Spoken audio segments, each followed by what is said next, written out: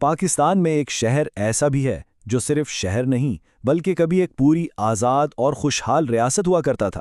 جی ہاں، آج ہم بات کر رہے ہیں بہاولپور کی، اور اس کی شاندار تاریخ کے وہ ورق پلٹیں گے جہاں ہر گلی، ہر محل ایک پوری کہانی سناتا ہے۔ تو چلیں دیکھتے ہیں کہ اس سفر میں ہم کہاں کہاں جائیں گے۔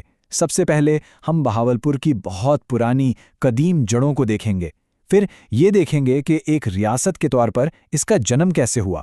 اس کے بعد برطانوی دور کی شان و شوکت اور فن تعمیر پر بات ہوگی، اور پھر وہ اہم فیصلہ پاکستان سے الحاق، اور آخر میں ہم دیکھیں گے کہ آج کا بہاولپور کیسا ہے۔ تو چلیے شروع کرتے ہیں اپنا سفر، اور اس کے لیے ہمیں وقت میں بہت پیچھے جانا ہوگا، کیونکہ بہاولپور کی کہانی کوئی 100-200 سال پرانی نہیں بلکہ ہزاروں سال پرانی ہے، جب اس سرزمین پر تہذیب کے پہلے نقوش بن رہے تھے۔ ذرا سوچیں، یہ وہ سرزمین ہے جہاں دنیا کی عظیم ترین تہذیبوں میں سے ایک وادی سندھ کی تہذیب کے بالکل قریب زندگی پنپ رہی تھی۔ یہاں کے دریا صرف کھیتوں کو پانی نہیں دیتے تھے، بلکہ یہ ایک بڑا تجارتی مرکز بھی تھا جہاں دور دور سے قافلے آتے جاتے تھے۔ ہزاروں سال تک تو یہ علاقہ تاریخ کا حصہ رہا، لیکن پھر ایک ایسا وقت آیا جب اس کی اپنی ایک الگ پہچان بننے والی تھی، جب بہاولپور کی قسمت کا ستارہ واقعی چمکنے والا تھا۔ اور وہ سال تھا 1748۔ یہ تاریخ بہاولپور کی کہانی میں سنہرے حروف سے لکھی گئی ہے۔ یہ صرف ایک سال نہیں تھا، یہ ایک نئی شروعات تھی، ایک نئی صبح کا آغاز تھا جب اس خطے نے اپنی تقدیر خود اپنے ہاتھوں میں لینے کا فیصلہ کیا۔ اور اس نئی صبح کو حقیقت کا روپ کس نے دیا؟ نواب بہاول خان اول نے۔ انہوں نے صرف ایک شہر کی بنیاد نہیں رکھی، نہیں، انہوں نے ایک پوری خود مختار ریاست قائم کی، ایک ایسی ریاست جس کی شان و شوکت کی مثالیں اگلے 200 سال تک دی جاتی رہیں۔ اچھا، تو یہ خود مختار شاہی ریاست ہوتی کیا تھی؟ دیکھیں، اس کو یوں سمجھیں کہ اندرونی طور پر تو آپ مکمل آزاد ہیں، آپ کے اپنے قانون، اپنا نظام، لیکن بیرونی معاملات میں آپ کو برطانوی راج کے ساتھ چلنا ہوتا تھا۔ یہ ایک بہت ہی نازک بیلنس تھا جسے بہاولپور کے نوابوں نے بڑی خوبصورتی سے قائم رکھا، اور اسی بیلنس کا نتیجہ یہ نکلا کہ بہاولپور میں ترقی اور تعمیر کا ایک زبردست دور شروع ہوا۔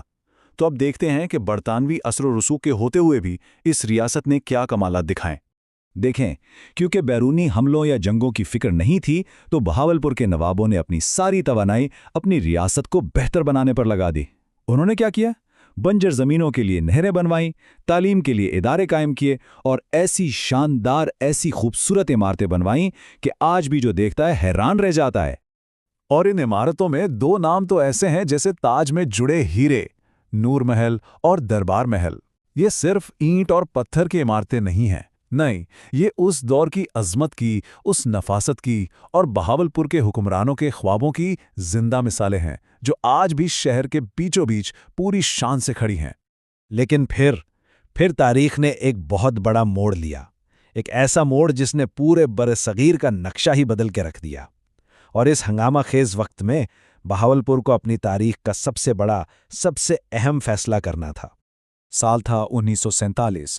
ایک طرف آزادی کی خوشی تھی تو دوسری طرف تقسیم کا غم، اور جب پاکستان ایک نئے ملک کے طور پر دنیا کے نقشے پر ابھرا تو بہاولپور کے سامنے ایک بہت بڑا سوال تھا کہ اپنا مستقبل کس کے ساتھ جوڑنا ہے۔ اور بہاولپور نے اس فیصلے میں ذرا بھی دیر نہیں کی، بلکہ یہ ان سب سے پہلی ریاستوں میں شامل تھی جس نے فخر کے ساتھ پاکستان کے ساتھ شامل ہونے کا اعلان کیا۔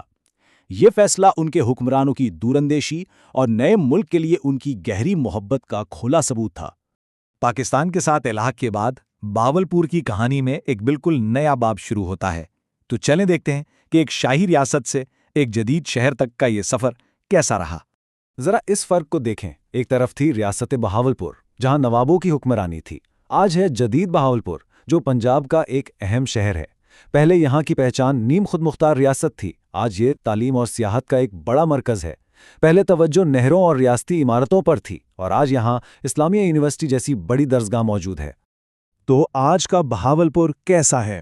یہ اپنی شاندار تاریخ کی مضبوط بنیاد پر ایک روشن مستقبل بنا رہا ہے۔ زراعت ہو، تعلیم ہو یا پھر سیاحت، یہ ہر میدان میں ایک اہم مرکز ہے، اور یہ اس بات کا ثبوت ہے کہ جس کی جڑیں اتنی گہری ہوں اس کی شاخیں آسمان کو ہی چھوتی ہیں۔ تو آخر میں یہ سوال رہ جاتا ہے کہ ایک عظیم ریاست کی میراث ایک جدید شہر کے دل میں آخر کیسے زندہ رہتی ہے؟